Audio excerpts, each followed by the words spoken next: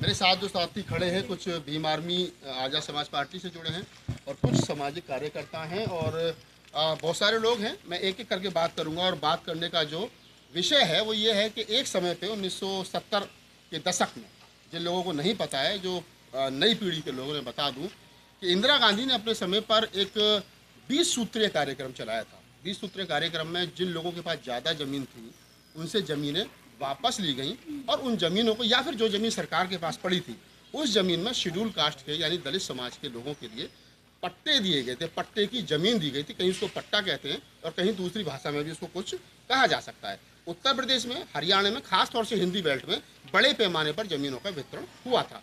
उत्तर प्रदेश में जिन लोगों को ज़मीनें मिली, जाटव, चमार, महार, जो अन्य जातियाँ थी, महाराष्ट्र में जिन लोगों को जाति मिली या फिर हरियाणा में और दिल्ली में, तो मेरे साथ उसी 20 सूत्रीय कार्यक्रम में जो ज़मीन वाला एक सूत्र था, कुछ साथी हैं जिनको ज़मीनें मिली और आज 1974 से लेकर के और 2024 तक यानी लगभग ये जो समय जो है बीत गया 50 साल का, 50 साल के बाद भी उन ज़मीनों की क्या स्थिति है? क्या शेड्यूल कास्ट के लोग उन ज़मीनों को बो रहे हैं या उनका मालिकाना हक उनके पास है? नहीं है तो क्यों नहीं है? बहुत सारी समस्याएँ हैं।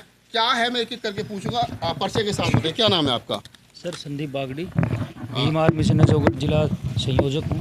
क्या है जो ज़मीन वाला मामला है जो बता रहे हो, थोड़ा सा बताओ विस्तार से। सर विडम्बना ये है जो 74 और जो 75 के अंदर 20 ये जो इंदिरा गांधी जी ने ज़मीन ने दी गई थी, ये खास तौर पे शेड्यूल कास्ट के लोगों को, जब वो दी गई थी तो वो जंगल थे, वीरान जगह थी, बंजर जगह थी। हमारे लोगों ने, शेड्यूल कास्ट के लोगों ने मेहनत करके वहाँ पे अपना रोजी रोटी का काम अभी शुरू कर दिया। बिल्कुल। जब अब वो शहर बन गई वो ज़मीन, भाई सोना हो गई जब वो जगह, तो सरकार की नीयत में आप ये कह लो विडम्बना आई है। सरकार ये समझ रही है कि ये जगह हमारे हाथ में भाई आ जाए ज़बरदस्ती लेके। अब वे ऐसा है, सरकार की मंशा ये है कि शेड्यूल कास्ट की आबादी दोबारा से बैक हो जाए वहाँ ज़मीन से, ज़बरदस्ती लो ये जगह। तो ये पूरी दिल्ली में ये चल रहा है ये मामला। कितनी जगह है दिल्ली में जो जिस पर ये विवाद है? सर ये 11,000 लोगों को दिया गया था शुरू में से, तो कुछ एकड़ है, ये 70 एकड़ कुछ जगह, हाँ 6,800 कुछ 6,800 एकड़ ज़मीन है जो शेड्यूल कास्ट के लोगों के पास है।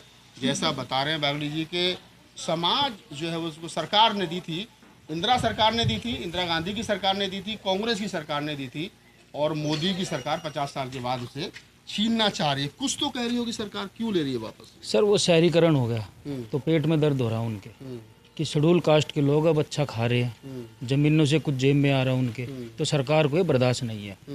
तो कुछ हमारे जो संपर्क में लोग हैं बिल्कुल हताश हो चुके हैं। वे सिर्फ उनको ये लग रहा है कि भीम आर्मी आज की डेट में चंद्रशेखर आज़ाद जी के नेतृत्व में ही संघर्ष करेंगे हम, और ये ज़मीनों का संघर्ष हम शुरू कर रहे हैं। दिल्ली में यात्रा लगा रहे, 360 गांव जो दिल्ली के गांव पड़ते हैं, पंचायत है जो, हर गांव में जाके भीम आर्मी के लोग पैदल मार्च करेंगे, लोगों को साथ जोड़ेंगे, लोगों की आवाज़ उठाएंगे। जो शेड्यूल कास्ट की आबादी है दिल्ली के अंदर, जिस भाई के पास ये जगह है वो जगह हम अब छीनने का काम नहीं होगा, सरकार को बता देंगे। अच्छा, इस ज़मीन पर कब्जा भी शेड्यूल कास्ट के लोगों का या सरकार ने कुछ ज़बरदस्ती कब्जा ले लिया? सर अभी शेड्यूल कास्ट के लोगों का है कई जगह, लेकिन सरकार ने ज़बरदस्ती जगह ले ली है कई जगह। स्टे होने के बावजूद हाई कोर्ट का कभी नहीं मान रहे वे स्टे, ज़बरदस्ती प्रशासन के साथ मिलकर ज़बरदस्ती ले रही है जगह। और कई जगह तो हमने धरना प्रदर्शन दिया। बदले में कुछ दे रहे हैं, कुछ आपको ज़मीन के बदले ज़मीन मिल रही है, मुआवजा मिल रहा है, कुछ तो दे रही होगी ना सरकार? सरकार कुछ नहीं दे रही, सरकार लाठी दिखा के ज़बरदस्ती ले रही है कि आपकी ये ज़मीन थी ही नहीं कभी, जबकि वो बंजर जगह हमारे लोगों ने खून पसीना बहाकर आज उसको सोना बनाया। द्वारका जैसी सिटी बन गई, नरेला जैसे शहर बन गए, नजफगढ़ जैसे शहर बन गए, नांगलोई जैसे शहर बन गए। दिल्ली में यहाँ जंगल हुआ करता था, आज जब वो दिखाई दे रहा सरकार को, बड़ी आबादी हो गई, अभी शहर बन चुके हैं, तो छीनने का काम कर दिया। आप भीम आर्मी के सक्रिय कार्यकर्ता हैं, चंद्रशेखर की तरफ से कोई स्टेटमेंट है, उनकी तरफ से कोई आश्वासन दिया गया कि हम लड़ाई को लड़ेंगे? देखिए सर, सांसद जी ने ये बोला है 1 इंच भी जगह हम सरकार को लेने नहीं देंगे। उसके लिए भीम आर्मी आज़ाद समाज पार्टी खड़ी है, एक एक कार्यकर्ता लड़ने का काम करेंगे। और ये भी हमने करा भी है, द्वारका के अंदर लैंड मैनेजमेंट को घेरा हमने वहाँ जाके और वो जगह बचाई। आज उस जगह पे देखने की हिम्मत नहीं है उनकी, जो वे कब्जा कर रहे हैं जगह, जो वो कब्जा कर रहे हैं। मैं 1-2 साथी और उनसे बात कर लेता हूँ, सीनियर साथी हमारे साथ हैं। आपका परिचय क्या है? पहले आप अपना परिचय दीजिए। सबसे पहले राहुल नागपाल जी मैं आपका, आपके मीडिया प्रभारियों का बहुत धन्यवाद करना चाहता हूं कि आपने इस विषय को अपने संज्ञान में लाया और आपने इस विषय पे थोड़ा दर्द महसूस किया। मेरा नाम नंदकिशोर है, मैं बवाना से हूं और 20 सूत्रीय कार्यक्रम की इस लड़ाई को मैं पिछले 7 साल से लड़ रहा हूं।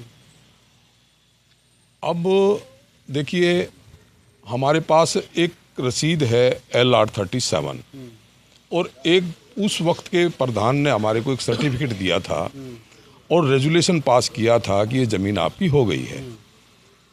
5 साल के पट्टे पे वो ज़मीन हमें मिली थी और उसके बाद 74(4) क्या कहती है कि जो आदमी इस ज़मीन पर 5 साल तक कल्टीवेशन करता है वो उसका मालिकाना हक का अधिकारी हो जाता है, जबकि हमारे 50 साल से हमारे ही कब्जे हैं और हम इन SDM कोर्ट में हमारे केस भी चल रहे हैं।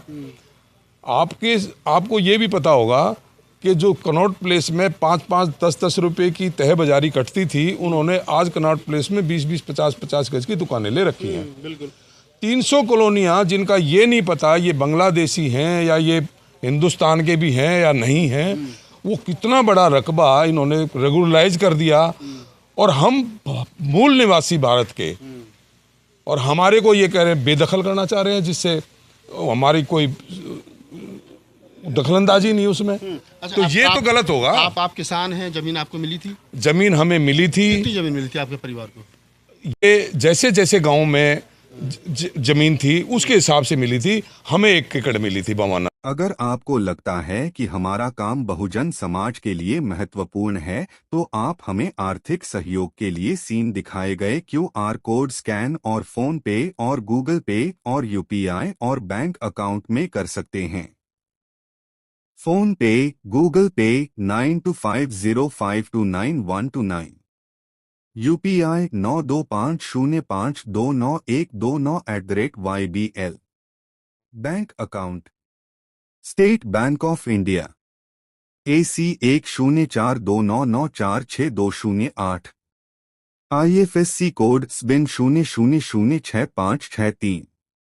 आपका छोटा से छोटा सहयोग समाज और हमें और मजबूत करेगा, जिससे हमें बहुजन पत्रकारिता में और निष्पक्ष बनाने में मजबूत करेगा।